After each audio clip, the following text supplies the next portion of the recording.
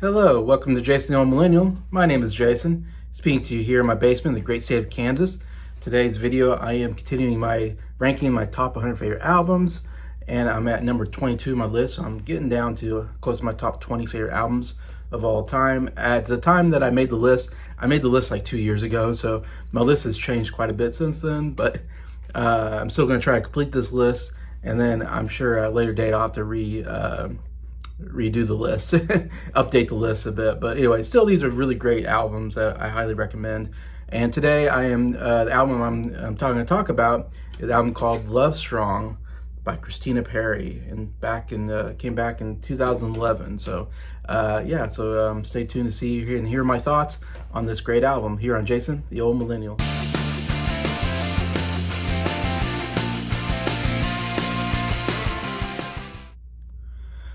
Hello everybody, hope everybody's doing well here on Thursday afternoon, and hope everybody's keeping cool in the really hot weather.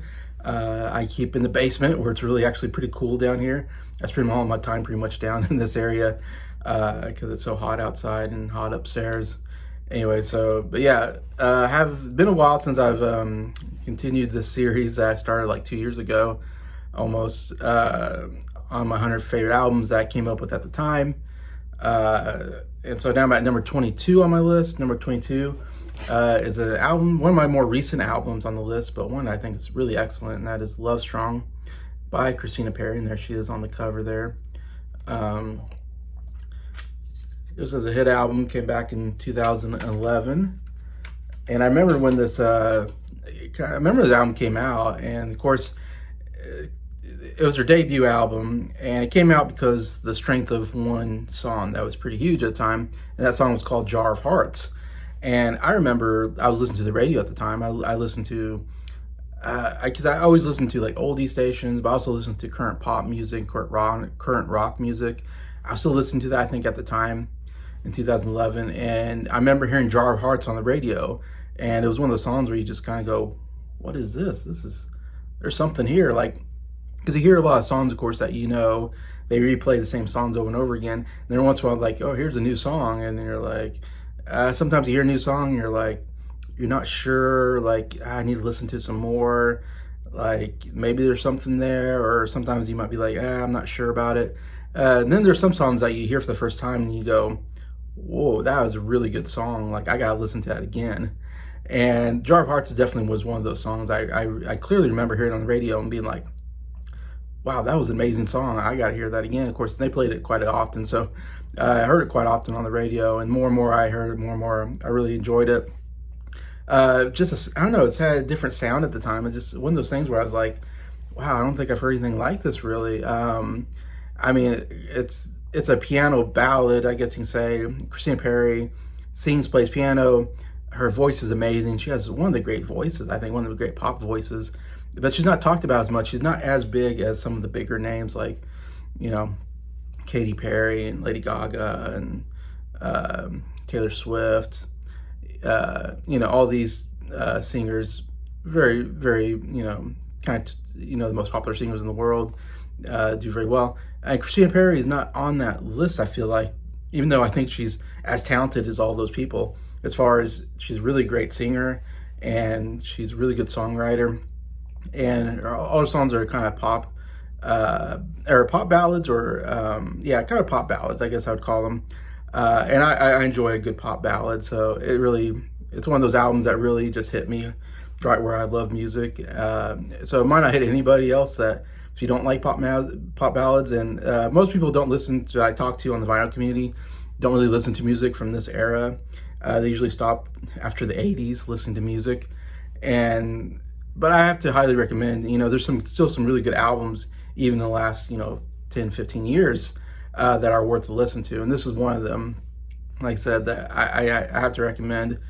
It is a great album. And like I said, first it was Jar of Hearts. It's really the only hit song on this album that really was out there.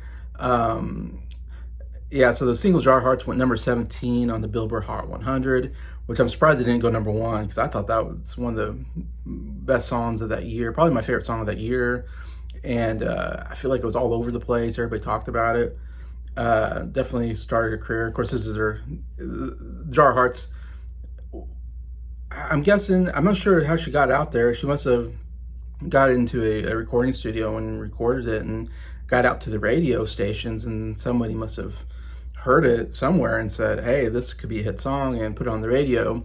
And once they did that, it took off like hotcakes, and then she was able to make an album because she was kind of unknown at that point. But what is interesting is that the Jar of Hearts premiered on So You Think You Can Dance. So I guess before maybe it even came out on the radio, it came out on that show, which I used to watch that show back in the day, where you watch, amateur dancers, I guess, compete and win this prize and, get, some kind of offer to be a professional dancer. And it's a pretty good show, even though I'm like not a dance expert. It was a lot of fun to watch. And so I don't even remember if I saw this on there or not, but evidently this is where the song premiered. People first heard it, because they usually have a dance and they have someone singing a song while the professionals have a dance, I think. If I remember right, that's kind of where it usually happens. So it's kind of cool that she got this song out, huge hit, was able to go back and record a whole album. And the album's really, like I said, it's more of these like Jar of Hearts is very haunting kind of sound. It's a very almost sad style song, because it's about, kind of it's almost like a pretty harsh song against somebody you break up with, and it was a bad breakup, the kind of sounding type song, and kind of indicting of that person. You put Jar of Hearts, and not very good for that person. So the whole album's kind of has a similar style to it. It's full of a lot of breakup songs that she wrote. So it's it's very emotional. And she, like I said, she's such a good singer. She can hit those good notes, but she also puts a lot of emotion into her voice and into the performance. It works really well. And a lot of them, and there's some really good catchy pop songs in here as well, as some more of the, kind of sad ballads or, about breakups and stuff. But yeah, so that's kind of what the whole album's about. It was interesting when I was doing research, and she talked about making this album. She said she made it in 2 different studios, and why she made it in 2 different studios, I don't remember what the reason for that is. But so she had to sing a song in this studio, and then she had to drive to this other studio to do another song or something like that. So it sounded like it was quite a lot of work to have to go in between studios to play these songs that she wrote. And interesting thing, she said that all the songs are about different breakups.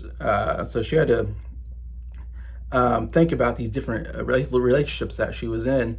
And so it took an emotional toll on her, she said, making the album, actually, because she constantly had to kind of rethink about these broken relationships that she had, and the way she felt at the time, to kind of put it into a performance. And there are different relationships, so every time she had to sing a song, she had to remember, okay, which relationship this was and what happened, so she can put that into the performance. And then she sang a different song, she had to think, oh, this is a different relationship. And so it's kind of interesting. I never thought of that as someone had to write a song or sing that had to kind of juggle these emotional, feelings inside of you. So it's kind of interesting that's what she went through to make it. So it was somewhat of a hard album for her to make, but I didn't see that the album charted anything. I guess there wasn't a lot of, I didn't see a lot of trivia or a lot of information on this, unfortunately. So that's all I really got on it. So I don't know how well the album did, but I remember, I don't know who had this album.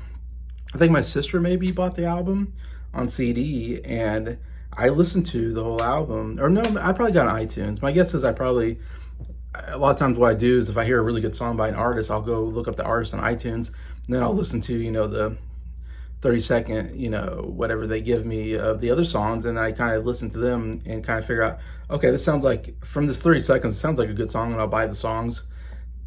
So I think that's how I listened to the album. I didn't listen to the whole album. I just kind of listened to snippets of the songs, and then bought the ones I thought I liked.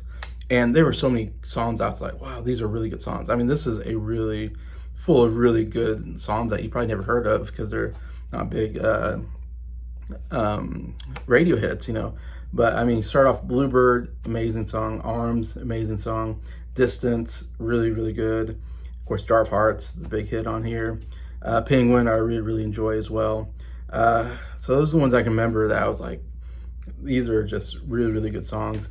And she's gone on to do some other albums. I know her big song is I'm Only Human. That's like her other big one that came out later that she sings a lot and you'll hear a lot. Besides that, she hasn't had a lot of other hits or, like I said, other hit albums out there. But I definitely recommend this one.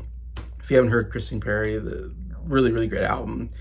Like, there's not a bad song on here. Every song, I think, is actually really, really good. That's why it's so high on my list at number 22. And so I get to my top 3 songs. Number 3, my third favorite song on the album is Bluebird, the very first song on the album, actually. Just wonderful. They're all kind of the same. There's wonderful piano pieces, and her voice is so amazing. And it's a really nice, catchy song. I'm not exactly sure what it's about, but it's just really, the chorus is so good. She can really belt it out. Yes, 3, Bluebird is really great. Number 2 is Distance. Distance, almost number 1 on my list. It's definitely, my number 1 is going to be the obvious one, but Distance at number 2 is very close to number 1 for me, because it's definitely one that I listen to over and over again. It's mostly because it's just got amazing chorus. When she gets to that chorus, and it's just so nice sounding, and it just gets in your head kind of chorus that you just like, oh man, I just can't stop singing it after I hear the song. But yeah, another song kind of about breakup and stuff. It's a really great song. Number 2, Distance. Number 1, I had to go with Jar of Hearts. That's the obvious one, and it's for a good reason. It is an amazing song. Just the way she crescendos into the song, and the piano, it just kind of has this haunting sound to it that I absolutely love. And it's definitely another one that's really great chorus, really fun to sing to. Especially if you're in like a sad emotional state. It's one of those songs I go to, when I'm feeling sad, and all that. So yeah, Jar of Hearts, absolutely amazing song. It's probably one you've heard, I'm sure. If you haven't, definitely check it out, and check this album out, Lovestrong by Christina Perri, at number 22 on my list. So that does it for this today's video, number 22 on my 100 favorite albums list. So please comment, have you heard this album? Do you know Christina Perri? I said it's not one of the big albums that everybody talks about, so I know it's a little more obscure, but still, I had to put it on my list because I absolutely love this album. And so yeah, comment if you've heard the album, if you know anything about it, if you've heard anything about Christina Perri. I'd love to read the comments, and yeah, and just what your favorite songs, all that.